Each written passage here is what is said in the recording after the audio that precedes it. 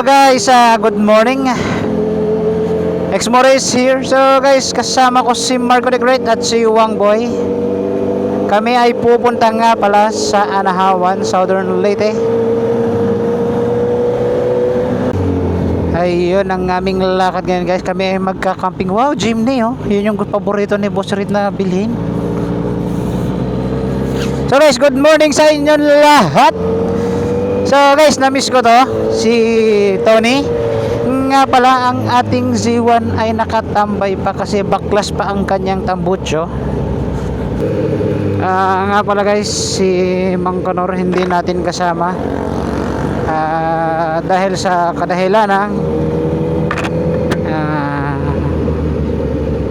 yung motor niya kasi guys nag-expire na, no? So mas pinili niyang, sabi niya hindi na lang muna siya sasama para daw may katulong din ng aking kuya doon sa bahay. Yan, di bale guys, babawi tayo kay Mang Conor sa susunod na panahon.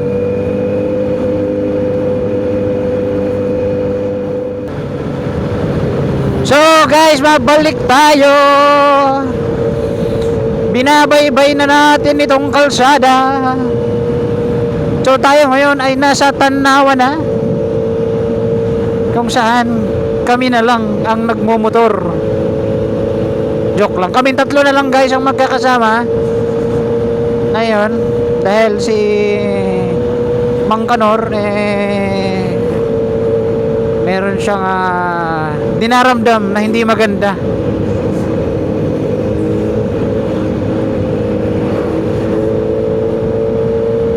Masakit ang kanyang mata guys, pati yung tenga niya. So pina-check up naman na siya kahapon. Ayun, naresetahan naman siya ng doktor. Guys, nga pala yung sa mata ni Mang Conor is nagtatrabaho kasi kami sa bahay. Ayan, nag-welding kami. Ayun, sumakit yung mata niya. Ayan, minsan ko nang naranasan yun. Ako, hindi ko gusto. Napakasakit sa mata. Parang may buhangin. Hirap kang makatulog. Iyan guys, nga pala, i-share ko lang sa darating na March 11. Ayan, birthday ng aking pamangkin na si Simon. So magka-camping kami, pero secret na lang muna kasi sila ang magdidesisyon kung saan. Pero meron akong malaking pasabog. Meron akong pasabog sa birthday ni Simon, na kung saan hindi ko alam kung matutuwa siya, pero sana matuwa siya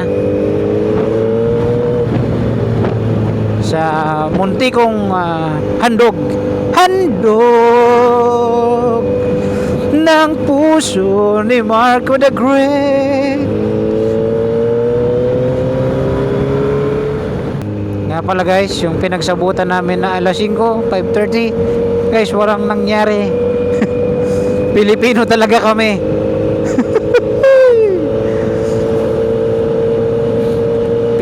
Pilipino talaga kami.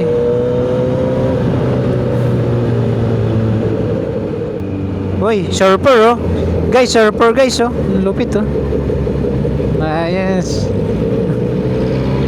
Lupit yan boy.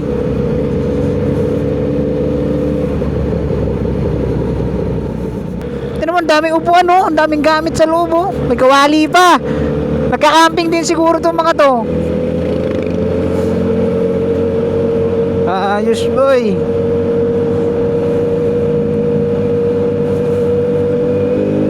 Hey guys, nagbebenta yan ng mga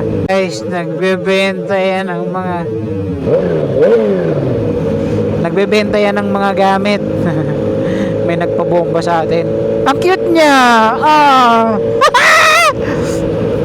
So guys, enjoy lang natin yung ride para hindi tayo ma-boring.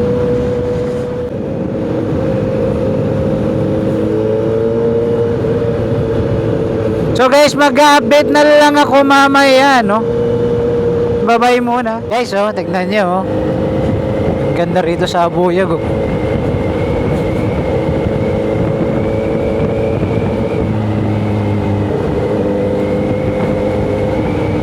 Yan, sarap dumaan dito guys, bihira yung sasakyan.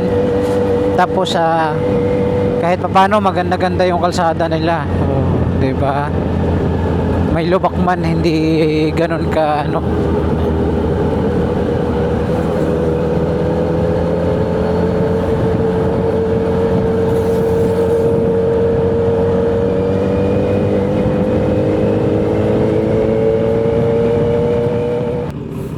So guys, kumain lang muna kami saglit sa may Silago.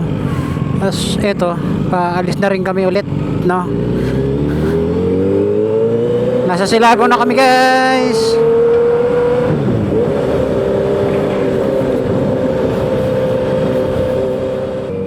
So guys, 43 minutes na lang nandun na kami sa pupuntahan namin, ano. Nga pala guys, ang unang plano namin talaga is 5 alis na kami. So nagising ako ng magsisix yata ako nagising wang ano. Ha? Oh, 5:40 ako nagising, talagang antok talaga. Ayan. Maaga-aga ako nakatulog kagabi pero 5:40 pa rin ako nagising. So asikaso pa. So pa 6 na kami nakaalis. At ayun, time check tayo. Ang oras natin ngayon ay 9:28. Ayan. So guys, nandito na tayo sa may St. Travelers Inn, Sanctuary Camp and Beach Resort. Kararating lang natin. So mag-ikot-ikot muna tayo guys. So nga pala, papakita ko. 3 lang kami. Ayan ang aking mga kasama. Mga pagod na. Ayan oh. Guys, Marco the Great tsaka si Wang Boy. Trio lang. Ayan. Trio lang muna kami dahil yung isa talagang dinadamdam niya ang kanyang masakit ang kanyang yan tawag ang kanyang eardrums. Iyan. So guys, konting libot-libot muna tayo.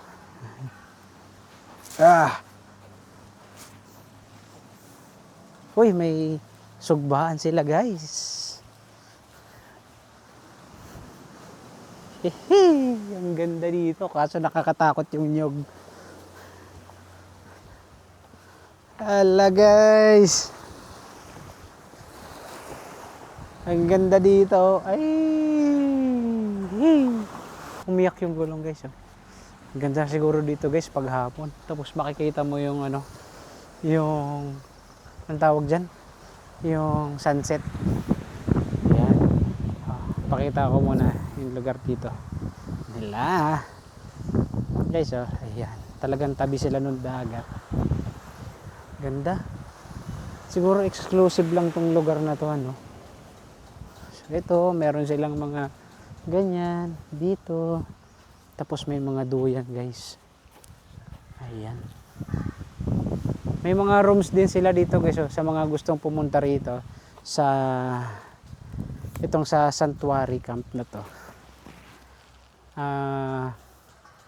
Meron silang room dito guys na pwede kayong mag-rent. Ayan, so ilang ng rooms nila dito? 1, 2, 3, 4. So yung gagawan pa yata yung taas na yun guys, may second floor pa yata yun. Tapos meron silang mga duyan na ganito. Wow, diba?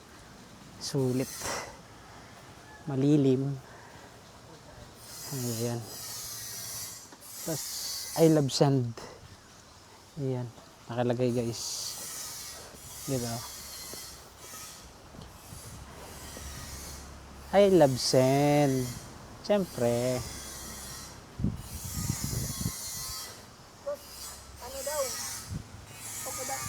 May entrance kami. Oh, po. Okay daw sa'yo, 800. Oh, walang problema po. Ilang kayo? 3 lang? 3 lang po kami. Sige, okay na. May tent po kami dala. So, kahit kahit kung saan nyo gusto ilagay. pwesto? Sige po. So, pwede na po kami kanino po kami magbabayad ng entrance? Sabay nyo na lang sa Bukas? Bago. Okay, sige po. Thank you po. 800 sabay na yung sa entrance. Sige po, wala pong problema. Kuya, anong pangalan mo? Carrion. Uy, si Sir Carayon. Ayan, Sir, bibigyan natin si Sir ng sticker. Ito, kuya. Ayan, oh. Thank you, boss. Sorry guys, nakakabad ako. Guys, ang galing ni Kuya. Andun siya sa taas. Oh. Donkey. Mineral niya. Guys, oh. Mineral. Ala. Nakakatakot yun guys. Oh. Nakatumba na yan dun. Guys, nakatumba na yung nyug dun. Konti. Oh. Boom. Yun. Ang galing ni Kuya. Oh. Boom. Ayos oh. Nakakatakot eh, no? Tapos babagsak doon sa dagat. Okay. So guys, ito yung setup namin. Nga pala guys, may bago akong tent. Ipapakita ko yung bago kong tent. Ayan. Inflatable na siya guys. Kasi ayoko na nung may mga bakal-bakal. Ayan. Ayan, si Wangboy oh. So napakalaki niya. Kung yung dating tent namin, isakto lang talaga itong airbed. So ngayon, eto na okay. So meron pa dun, no. Ako iyahalin tulad mo eh. Yan. Malaki na si Wangboy, mas malaki pa yung Uy, buko. Buko tong, buko. Marasa ito lagyan ng ano. wala man tayong pangalog dyan. Hindi may sundang, baka may sundang sila kuya.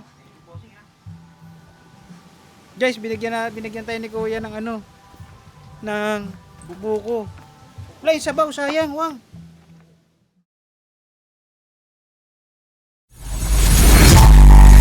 Kunin